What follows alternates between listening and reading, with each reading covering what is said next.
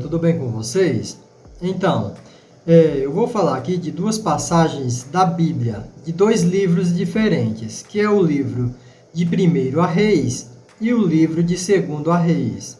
No livro de 1 Reis, no capítulo 17, acontece uma cena estranha, que é onde o profeta Elias ressuscita um garotinho, que é filho de uma mulher viúva, que mora em uma cidadezinha chamada Sarepta, certo?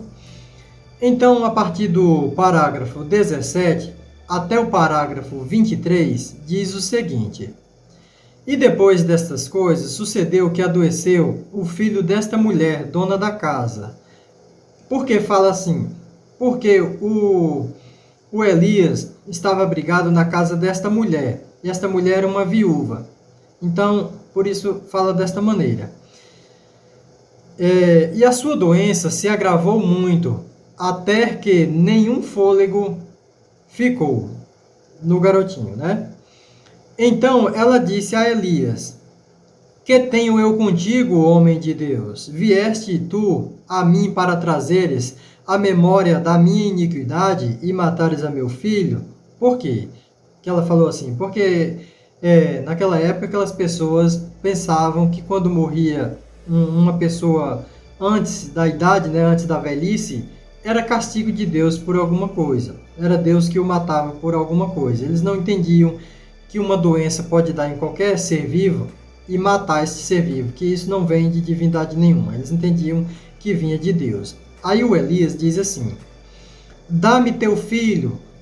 E ele tomou do seu regaço e o levou para cima, né, a parte de cima da casa, ao quarto. A casa, né, tinha andares.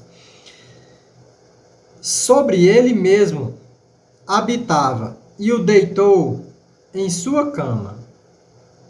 E chamou ao Senhor e disse: Ó Senhor meu Deus, também até a esta viúva com quem me hospedo afligiste. Veja, como eu havia falado, o Elias estava hospedado na casa desta mulher, que era viúva. Então ele diz: com quem me hospedo afligiste, matando-lhe o filho.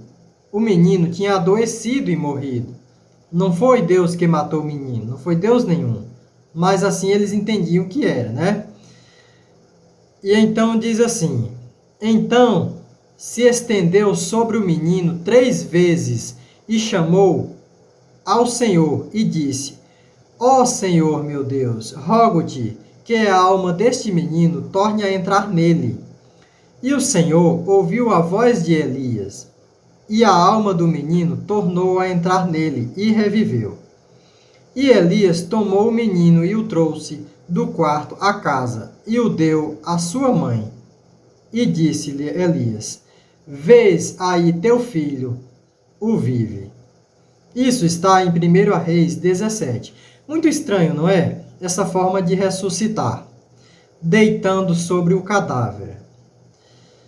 Essa aqui é a primeira vez que acontece uma ressurreição, uma ressuscitação dentro da Bíblia, certo? Porque antes não se havia essa ideia de se ressuscitar dentro da Bíblia. O Deus Javé não tinha esse poder de ressuscitar alguém. Mas aqui o profeta Elias clama o suposto Deus Javé e o menino volta à vida. Então isso aqui é uma ressuscitação através do profeta Elias. Foi o primeiro profeta a ressuscitar dentro da Bíblia, o profeta Elias, certo? Só que isso aqui se repete no livro de 2 Reis, mas não é com Elias, é com Eliseu. E aqui é sobre uma mulher que morava em uma cidadezinha chamada Sunem. Um casal, na verdade. Aqui já não é uma viúva, é um casal, certo? E então aqui é 2 Reis no capítulo 4, certo? O parágrafo 32, 33 e 34. Esse menino aqui, essa mulher ela não tinha capacidade de ter filho, certo? Só que o Eliseu tinha profetizado que ela daria à luz a um filho. E assim foi, ela deu à luz ao filho. Claro, segundo a história da Bíblia. Mas, um tempo depois, esse menino adoeceu. e esse menino veio a falecer, veio a óbito, certo? Então aqui diz assim, ó: e chegando Eliseu àquela casa, eis que o menino jazia morto sobre a sua cama. Então entrou ele e fechou a porta sobre eles ambos, né, sobre eles dois, e orou ao Senhor. E subiu à cama e deitou-se sobre o menino, e pondo a sua boca sobre a boca dele, e os seus olhos sobre os olhos dele, e as suas mãos sobre as mãos dele, se estendeu sobre ele, e a carne do menino aqueceu. E continuando aqui a partir do parágrafo 35, diz assim: depois desceu e andou naquela casa, de uma parte para a outra, e tornou a subir, e se estendeu sobre ele. Então o menino espirrou 7 vezes, e abriu os olhos. Então chamou Gease e disse: chama esta sunamita. E chamou-a, a mãe do garoto, né? E veio a ele e disse-lhe: toma o teu filho. E entrou ela, e se prostrou aos seus pés, e se inclinou à terra, e tomou o seu filho, e saiu. O que vocês podem ver aqui é uma forma muito estranha de ressuscitar uma pessoa. Se deitando sobre ele, colocando a boca na boca do cadáver. Muito estranho. Seria isso aqui um tipo de necrofilia? A necrofilia, ela não se dá apenas com o ato da relação sexual com um cadáver, certo? Ele se dá com a excitação por cadáveres. Isso já é um necrófilo. Uma pessoa que se sente excitado ao ver um cadáver, ao ter contato com um cadáver. Isso já é uma necrofilia, certo? Isso já é um necrófilo. Será que os tais profetas aqui sentiam alguma coisa por um cadáver? Havia realmente a necessidade de deitar-se sobre o cadáver das crianças aqui mencionadas, mortas, e pôr aí a sua boca sobre a boca do cadáver? Será realmente que havia esta necessidade? Não bastava orar clamando ao Senhor, o qual eles acreditavam ser real, e obrar esses milagres?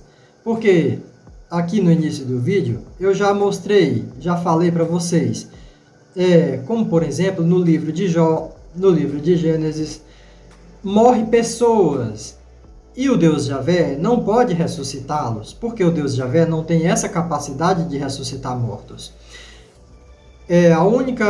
A primeira vez, não única, né? A primeira vez que se ressuscita um morto através deste Deus é através dos profetas Elias e Eliseu, começando com Elias na questão do filho da viúva e completando com Eliseu, nesse caso que ele ressuscita esse menino com uma forma muito estranha. Em uma outra passagem, Eliseu, depois de morto, também ressuscita um cadáver, ressuscita um morto. Eliseu estando morto, estando mais especificamente só os ossos. Mas não vem ao caso citar isso aqui. Aqui a questão é: houve aqui uma necrofilia? Deitar-se sobre um cadáver e pôr a boca na boca do cadáver seria considerado uma necrofilia? Será que eles sentiriam desejo, sentiriam excitação em fazer isso? Nós sabemos que vários líderes religiosos se aproveitam da crença de pessoas para cometer coisas que vão além das crenças, coisas pessoais, desejos que eles têm, desejos mediante a sexualidade, mediante a riquezas, desejos de se enriquecer, de se autoproclamar, de se autoexaltar. Líderes religiosos se aproveitam da crença de pessoas para fazer tais coisas. E aqui nós vemos aqui uma citação que entendo como desnecessário para quem tem um Deus real, para quem tem fé neste Deus e clama e o Deus fará as obras. Por que então se deitar em cima de uma criança e pôr a boca na boca da criança? Fica aí uma reflexão para você pensar. Muito obrigado por ter assistido o vídeo até aqui, tá bom?